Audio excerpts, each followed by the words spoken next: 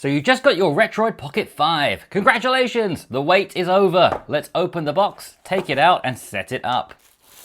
Turning it on, you'll see the Retroid Pocket 5 logo, and we're going to be greeted with a very simple setup menu. You should probably pop in your micro SD card before you begin the process. It just makes everything easier. Welcome to Retroid Pocket 5. You will like it. Little bit of an insinuation there, but I do agree. Let's get started. So you can either push the next button or you can push R1, which is the bumper. It's actually labeled on the button R1. So go ahead and select your language and then connect to the internet. So open WLAN settings, and up here I got a message saying my joystick is not calibrated. Please click here. So if you also have that red message, tap on the message, and here you can calibrate your controls. Calibrate L2. As you push down the analog stick, you'll see the bar moving.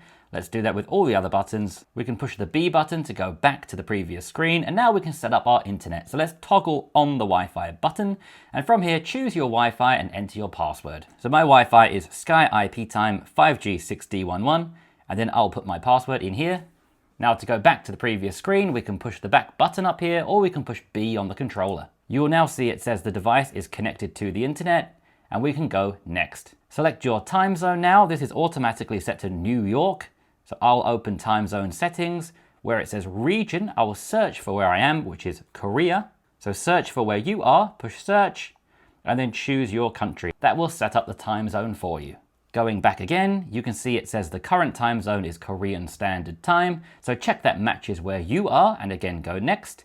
Now you can choose if you want to enable Google Play services. Some people don't like to use Google Play services. They don't like to give their information to Google, and that's completely your choice. Personally, I do like using Google Play services, so I will check this box. If you don't want to use any Google services, just uncheck the box. So I will check the box and go next. And now you can choose which apps you want to pre-install. There are up to 28 different apps. You can choose the Dolphin emulator for GameCube and Wii games, DuckStation for PlayStation 1, there's M64 Plus for N64, and then we have some other apps such as Moonlight for game streaming from Windows, Mi Explorer, which is a file manager app. There are various applications here you can choose. For the sake of this video, and because I am reviewing this unit, I'm going to choose all of them so I can run you through every single app in due course. So after choosing the ones you want, go next. And of course, you're going to be installing your own applications onto this device anyway. So if you miss something here now, you can always grab it later from the Google Play Store or online. Once all of the apps are installed, which only takes a minute, you can choose which kind of launcher you'd like to use. The Retroid launcher, custom made for the device, or the AOSP launcher, which is a more generic Android launcher.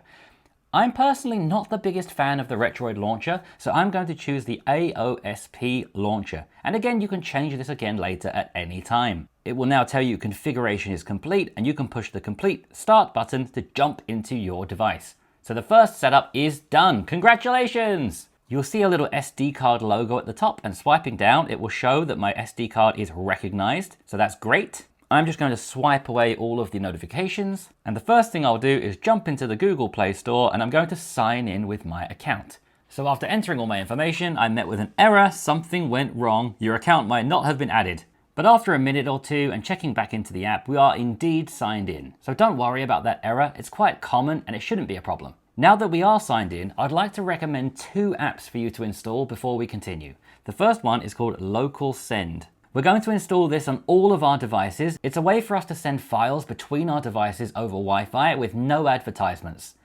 So if you download a game or a file on your computer, you can then wirelessly send it over to the Retroid Pocket 5 quickly and easily. So we're going to install this onto our Retroid Pocket 5, and I'll leave a link in the description where you can download it to your computer or other devices. When you open Local Send, it will have assigned a name to your device. So this is the Powerful Banana, and my phone is the Good Grape. So now it's very easy to send or receive files between devices. So let's say, for example, I have a file on my phone I want to send to the Retroid Pocket 5. I just click Send, and then I choose, is it media, text, paste, file, or folder? Because we can also paste links to devices, which is also a fantastic use case. So I will choose File. So here is my selected file. Where do I want to send it to? I want to send it to my Powerful Banana. So I will tap that, and then on the Powerful Banana device, it will say, do you want to receive this file? So we will click Accept, and then we will see it's already done in less than a second. Obviously that's a small file, but I've been transferring huge files from my laptop to the Retroid Pocket 5, and they transfer extremely quickly. once again with no advertisements. So I really recommend downloading the Local Send app. It will make your life much easier, especially if you do what I do, and that is download games to your computer and then transfer them over. The next app I want to suggest to you is WinRAR, because when we download a lot of files for this device, they're going to be in zip files, and we'll need to unzip them. There are quite a lot of unzipping utilities for Android, but WinRAR is one that I've been using for a long time, and I think it just works really well. So we'll search for WinRAR, but it's just called RAR on Android. It looks like this. We'll open that. It will ask permission to access your files, which you need to turn on so that it can unzip them. Then when you open the app, you'll be asked if you want to donate around $1. You can just dismiss this. And then here is your file browser, which is perfect for unzipping zip files. So in the future, when you come across zip files you need to extract, use RAR. It'll be very quick and very easy. And just before we jump into all of the games, if you chose to install the Mi Explorer file manager during the initial setup process, opening this will prompt you to again allow access to manage your files, which is going to be necessary as it is a file manager. And then jumping into the app and accepting the privacy policy, this is a pretty nice file manager. It also has the ability to unzip files, but I found that it often fails when doing big files. So that's why I'd recommend a dedicated unzipping application like RAR. One cool thing about this Explorer is you can add favorites. So for example, by clicking on the hamburger menu up here, you can rearrange where these locations are. I like to drag my SD card to the top, followed by the internal storage. Then if you tap on the SD card, let's say I'm often accessing my ROMs folder, the one with all the games in. If you go to ROMs, you can tap on the folder next to where it says ROMs or whatever your folder may be. Tap on the three dots at the top right-hand side of the screen and choose Pin. That will then pin it to the top. So I'm going to do that with my ROMs folder. I'm also going to do that with the download folder. And then on the topic of downloads, when I download things from Chrome, I would like them to download to the SD card rather than the internal storage so that we don't run out of space. So going into Chrome now, going into the settings with the three dots and then going down to settings, we're going to go down to downloads. And here we can choose a download location. We can either choose the internal download folder or a download folder on the SD card. So I'm going to choose the SD card because I should have more space there. Although right now I am dangerously close to running out. But I would suggest most people do this if you have a large external SD card. Now it's the time you've been waiting for. It's time to set up all the emulators and games. I would suggest getting all of your games on an external SD card and popping that in with a ROM folder holding all of your games to make this much easier. You can choose how you run your games, whether it's something like RetroArch, which will hold all of your games inside. You can then add a front end like ESDE to make it very beautiful, or you can choose to separate them amongst the standalone emulators, such as Dolphin for GameCube and Wii, M64 Plus for Nintendo 64. It's completely up to you. What I will do first is I will just go through opening all the standalone apps and accepting whatever permissions they need. So most of them will need to access your files, and some of them will ask you to accept privacy policies. So you might want to go through and read those. I've already done so in the past a long time ago, so I'm just going to go through accepting everything. So let's go through Citra, okay, allow. I'm just going to go through all of the games like this, and many of them will ask, where are your games? By default, they often show the internal card. So if your games are on the internal card, you can go and choose a folder. If your games are on an external SD card, you're going to need to go to the top and choose these three dots, which will go back out of the internal drive and let you choose a drive. My SD card is recognized by a serial of numbers, and yours probably will be too. So if you see some numbers like this, that's probably your SD card. And by tapping on it, you can tell because you'll recognize the folders. So remember, all of my games are in a folder called ROMs. So by checking this, and then we have all the ROM folders. This emulator is Citra, which means it's made for 3DS games. So you need to find your 3DS folder, which in my case is N3DS. So I'll choose that, and I will then choose select this directory. When you do so, all of your games will pop up in Citra and they're ready to play. So you can repeat the same process for all of the emulators today, and for all of the emulators today, we're going to follow this format to set them up. First of all, general rules. We want to use turnip drivers if available. Turnip drivers will give better performance than the built-in Qualcomm driver, but it's not available for many devices. We can use turnip drivers for GameCube, Wii, PSP, and Switch. But I wouldn't recommend using it for PSP because it already runs flawlessly with the built-in driver, so it's not really necessary. So we're going to focus on GameCube, Wii, and Switch. We also want to scale every game to 1080p. That is the resolution of the Retroid Pocket 5, so we want it to match nicely. Now, if you cannot run a game because it's too demanding, we're going to lower the resolution down from 1080p and then add sharpening to make the picture nice and crispy. So I will go through that, but there's only one game off the top of my head where this is necessary. And then of course we need to set up the controller, by which I mean the controls on the Retroid Pocket. But as you can see, in most cases, it's already done for you. So after I chose my game folder on Citra, I can then use the controls to jump into a game. You might again be asked for permissions like using the microphone and other things. I always just allow everything because I want it to run flawlessly. And now that we're in the game, as you can see, the controls are not working. So we do need to set them up. And we have these on-screen controls that we want to get rid of. In most cases on the Retroid Pocket 5, if you want to access menus or you want to go back to a previous screen, you want to swipe with your finger off of the screen on the left-hand side into the middle. So by doing that, we will get some options. Do you want to close the game? Yes. So now we want to jump into the settings, which we haven't touched yet, and we're going to follow our rules. So turnip drivers are not available for Citra. So let's jump to the next one, scale to 1080p. So usually when we're looking for that kind of setting, we want to find something like graphics. So choosing graphics, internal resolution. Citra is one of the only emulators that doesn't actually say the resolution like 720p or 1080p. So in this case, I'm going to move it all the way up to the maximum, 4 times. And then if it's not running quickly, what can we do? Cannot run, we will lower the resolution to 3 times or 2 times. So first of all, let's scale all the way to 4 times, and I will let you know it runs flawlessly that way. So no turnip drivers are available, we've scaled to 1080p, it can run fine. We now need to set up the controller, so we'll go back and we'll go to Gamepad, and now we're going to map our buttons. So you can often see A, B, X, Y, which you can match to the A, B, X, Y on the controller. So we can just go through matching those. We can always change them later, but just to begin with, let's keep it simple and match them to what it says on the console. Select, which will be this button to the left of the screen. Start will be this button to the right of the screen. We have circle pad, C stick, and D pad. So of course, this is always the D pad.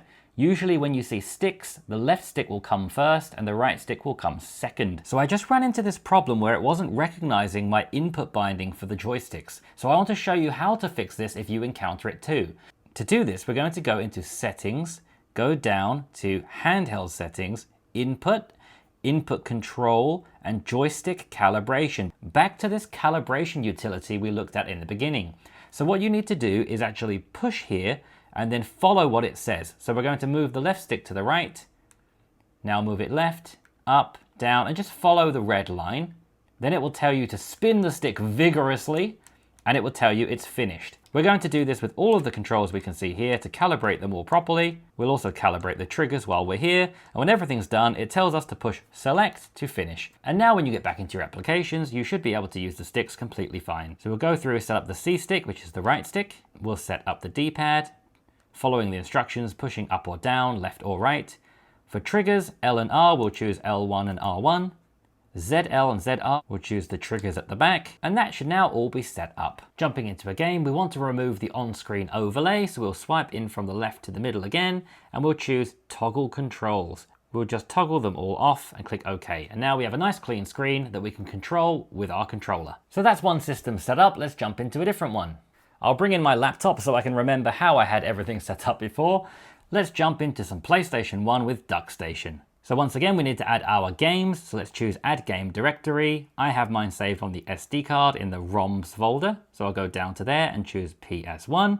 I will click Use this folder and Allow. So you're going to choose where your games are. It will now go through and load them all in. And now let's go back to our guide. There are no turnip drivers for PS1, so we're going to scale up to 1080p. And check if we can run or not. If we cannot, we'll lower the resolution, and we're going to set up our controller. So let's go into the settings by choosing the hamburger menu. Let's go down to App Settings. In here, we're going to go to Graphics, and then we're going to choose GP Renderer. I like to use Vulkan with all of these emulators where possible. So let's go to Vulkan, Resolution Scale. You will see here 1080p 5 times. So we're going to choose that, and then we're going to set up our controller. So let's go back. Let's choose the menu once more, and this time controller settings. In this app, we can automatically set up the controller. So we're going to go to port 1, That's like you've plugged the controller into the first port on your PlayStation. We're going to choose here, Perform Automatic Mapping. So by choosing the Retroid Pocket controller, it will automatically set up all of the buttons for us. Now if we try to launch a game, you're going to see this error, no BIOS image found. Some systems require BIOS images to load. You're going to have to find these yourself online, so just do a search for PlayStation 1 BIOS file and download it. Then when you've downloaded it, we can choose, yes, I want to import that. I have mine saved on my laptop. I'm going to just throw it over here with local send. Mine is SCPH7502. There are many different ones you can get and they all work fine. So now that I've thrown this over here to my download folder, and we need to extract this, so we're going to use RAR like I showed you earlier. So let's go to our download folder, find that SCPH7502.zip. We can choose the little check mark next to it, choose this up arrow. Where do you want to save it to? By default, it will make a new folder for it. We'll click OK. And as you can see, we now have that folder with the bin file we need for our PlayStation 1. So now jumping back into DuckStation, if we try to open a game, once again, it will ask for the BIOS image. So let's choose yes. Let's go to that folder we just made. Here is the bin file, BIOS imported. And now we'll be able to load up any game that we wish. So now when we choose a game, it loads up like this. Once again, if you want to get rid of the overlay on the screen, swipe in from the left-hand side. Up here, you can see the little gamepad icon. Choose that. Go to touch screen controller view, and choose none. Now X out of that, and you'll see it's all gone. Also, if you can see this little bar along the side, that is part of Retroid's own software where we can display frames per second and other information. We're not using that right now, so if we want to make this bar disappear, you can swipe down from the top, swipe over one time, and choose floating icon. That will make it disappear. As you can see, we're now running the game at 5 times resolution. It looks great, it's running very well, and the controls are all working perfectly. What a goal! Moving on from the PlayStation 1 to the PlayStation 2, let's use EtherSX2, the one that we installed when we set up the device. Let's tap Next to get started. I'm just going to go through with all of the default options. Right away, it's going to ask for the BIOS file. So let's choose Import BIOS. So once again, I'm going to send over one from my laptop with local send. You could, of course, just use Chrome on the Retroid Pocket itself and find one that way. I just prefer using a laptop and then sending it over. So we'll accept the file, it comes over instantly. I already extracted this file on my laptop before sending it, so it's even easier this time. Jumping back into EtherSX2, we'll choose Import BIOS. We'll choose the menu here to navigate to our download folder. And then we'll choose this Sony PlayStation 2 BIOS file. You can see it's been imported. This is a USA BIOS file. And we'll now go next. And we'll choose our game directory. So once again, like all of the other emulators, we'll choose the plus button. We'll navigate to where we saved our ROMs. For me, that's my ROMs folder. And then I'll find PS2. I will choose use this folder, allow. And then when we go next, and when we finish, it should populate all of our games, our BIOS is set up, and everything is good to go. We'll now just once again run through the general rules. Can we use turnip drivers? Not in this case. Can we scale to 1080p? Yes, we absolutely can. And can we set up the controller? Of course we can. So getting into the settings now, choosing the 3 lines at the top left, it's the same as DuckStation. Once again, we go into App Settings, we go Graphics, GPU Renderer, Vulkan, and this time when we look at upscaling, there's no 1080p option, and PS2 is more difficult to run than PS1. So how high you can push this multiplier is going to be a game-by-game basis.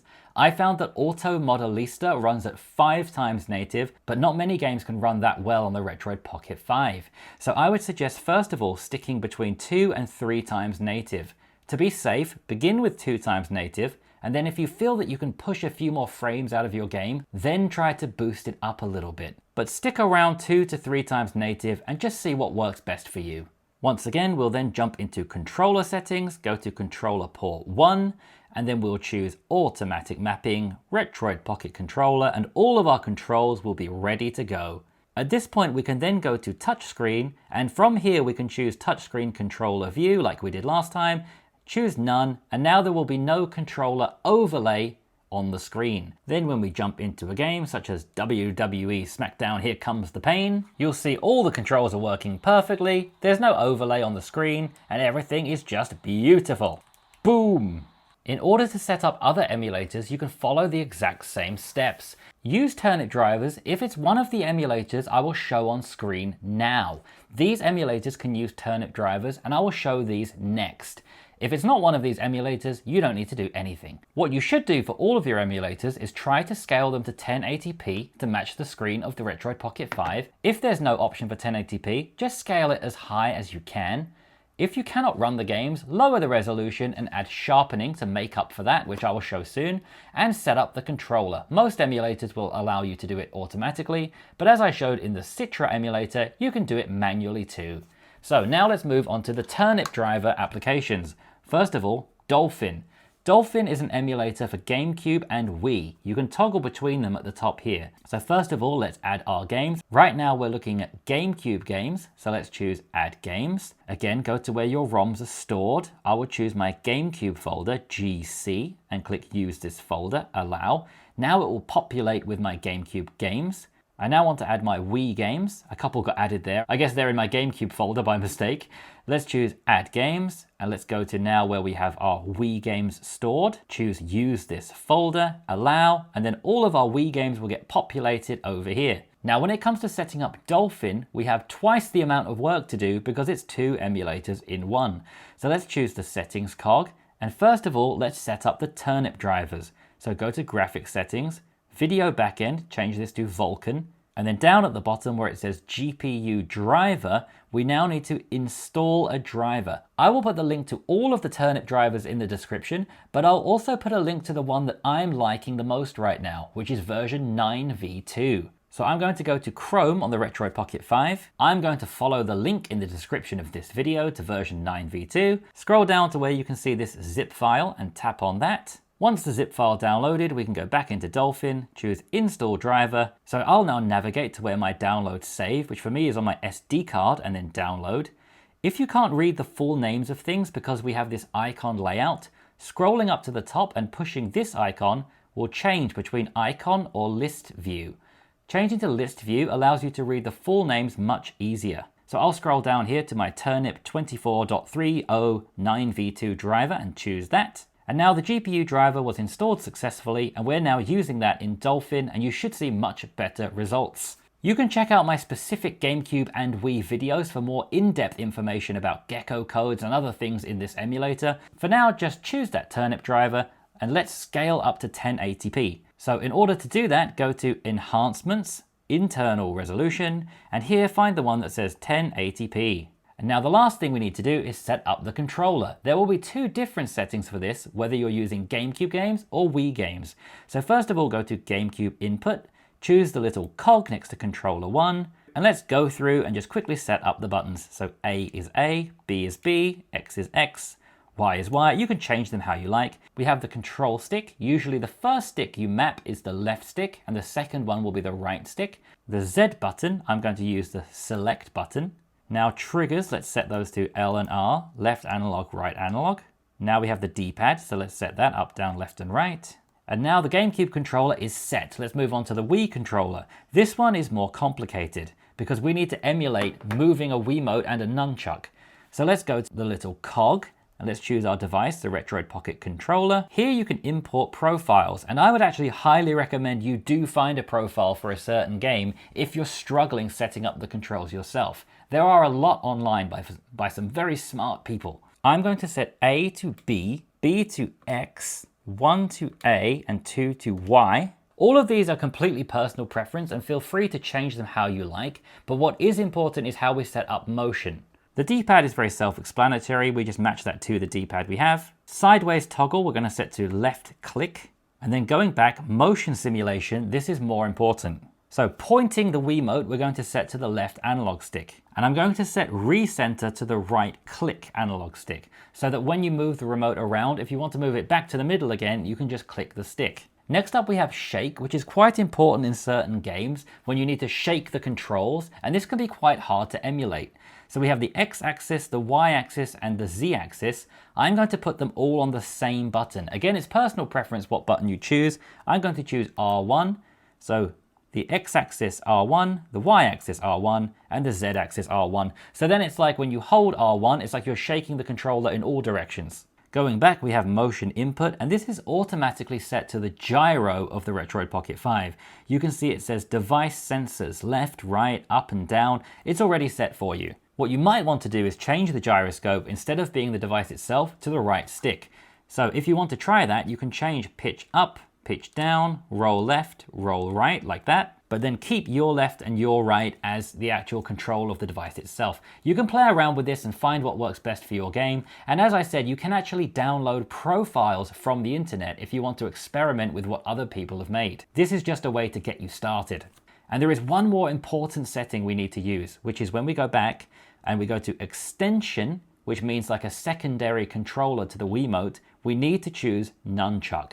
And that is because many games you play, if this is not selected, they will tell you you have to connect a nunchuck or the game will not even load. So make sure extension is set to nunchuck.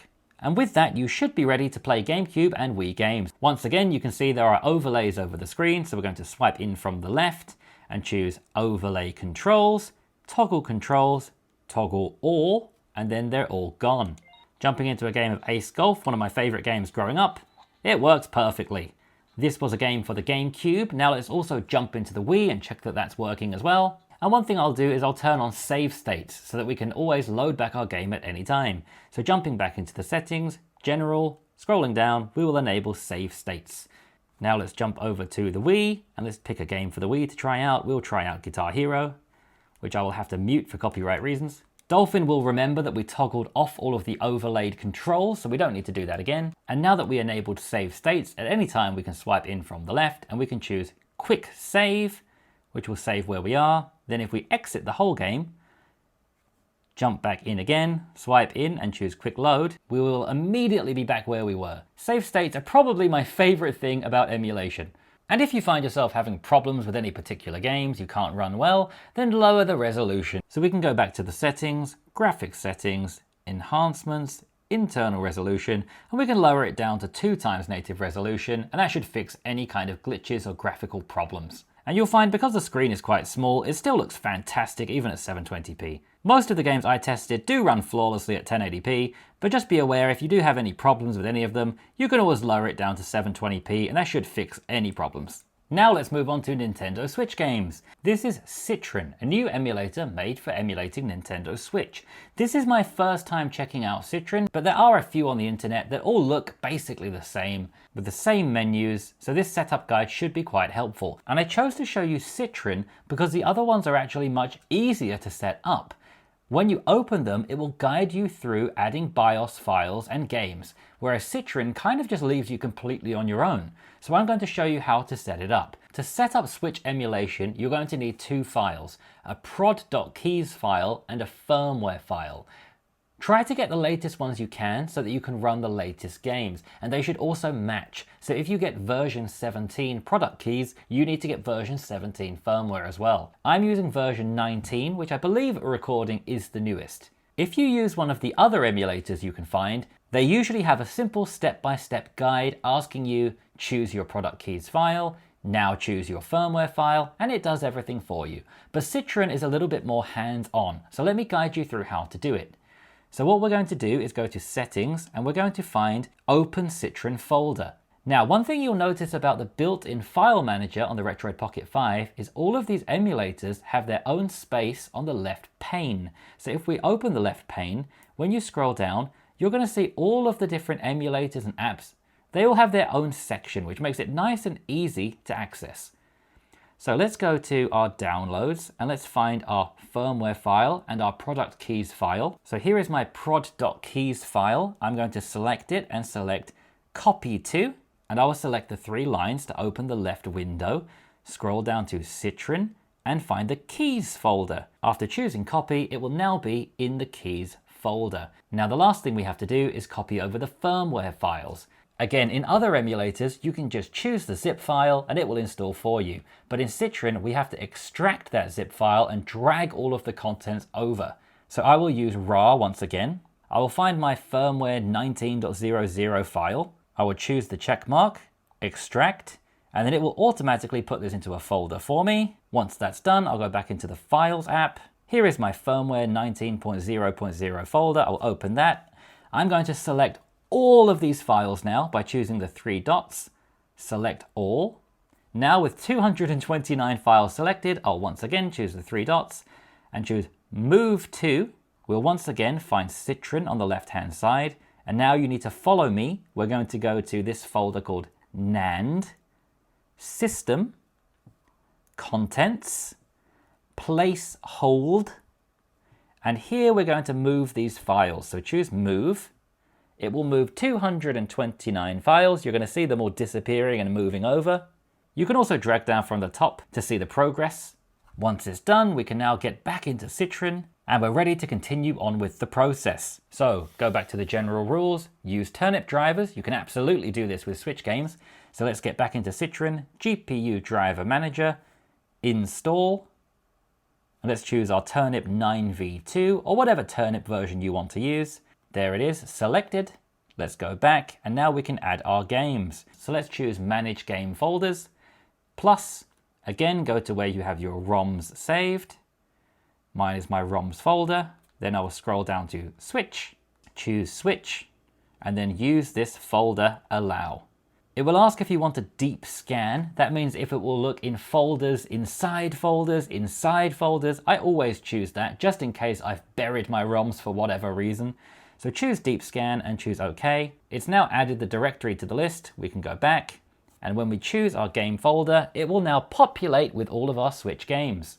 Here we have all of our Switch games, and now let's jump into the settings and set up the graphics. So clicking the settings cog again, advanced settings, we go to graphics, scroll down, and we want to turn on use asynchronous shaders. I find that this makes the games run a little bit smoother and a little bit faster with less hiccups along the way. One more thing we want to do is go back and go to audio, and we want to change the output engine to QBEB. I find that stops any kind of stuttering or issues with audio. These are mostly the settings that you need. We can keep everything else the same. Everything runs really well. There's only one game that does struggle to run a little bit. When opening a game, like many other emulators on Android, you'll see the overlaid controls. Again, we have physical controls, so we want to hide these. So let's swipe in from the left, go to Overlay Options, and let's just toggle off Show Overlay. There's also an FPS counter and some information at the top left if you want to hide that as well. Once again, swipe in from the left, Overlay Options, and toggle off the FPS counter. Getting into the game, you'll see everything runs very smoothly. But if you were having issues with a particular game, we can close the game down, hold your finger down on the game to bring up the settings, and then we can open these settings which are only specifically to this game. So by going into these settings, let's put the graphics down from 1 times to 0.75 times, and you might find that makes the graphics look a little bit blurry, but we can fix that by changing the window adapting filter from bilinear to AMD Fidelity FX Super Resolution. I find that this combination of 0.75 times with the AMD Super Resolution gives a really nice sharp image. It doesn't look particularly worse than 1 times to my eyes and runs really smoothly. So if you have a game that's not running very well, use the combination of these 2 settings to fix it. At this point, we now have most of our emulators set up, and if there are any more that you want to set up that I haven't showcased here, just run through the same steps. You won't need to use turnip drivers for any emulators I didn't show you today, so just find the graphic setting where you can scale them to 1080p. If you cannot run a game, lower the resolution and add sharpening, and set up the controller. Most of them have automatic controller setup, and if they don't, just choose the button you want to assign and then push the button on the Retroid Pocket 5. It's very simple, and if you have any questions, please ask me in the comments below. If you want to dive deeper and set up something like RetroArch with a front end like ESDE, that's something more advanced that I'll get into in a future video. This video was just to get you set up and playing games. If you followed all of the steps in this video, you should now be set up and playing games happily. I will make a follow-up video in the future with a deeper dive into RetroArch and front ends, but this video was a basic, simple, beginner guide to get you set up and playing. I hope it was helpful. If it was, please let me know in the comments below. Please like the video and subscribe. And if you haven't yet bought your own Retroid Pocket 5 and you would like to, the affiliate link in the description will take you to the official Retroid store where you can buy one, the same place I bought this one. Thank you so much for watching. I hope this will help you set up your Retroid Pocket Pocket 5, and I'll see you again tomorrow for another Retroid Pocket 5 video. Thank you so much.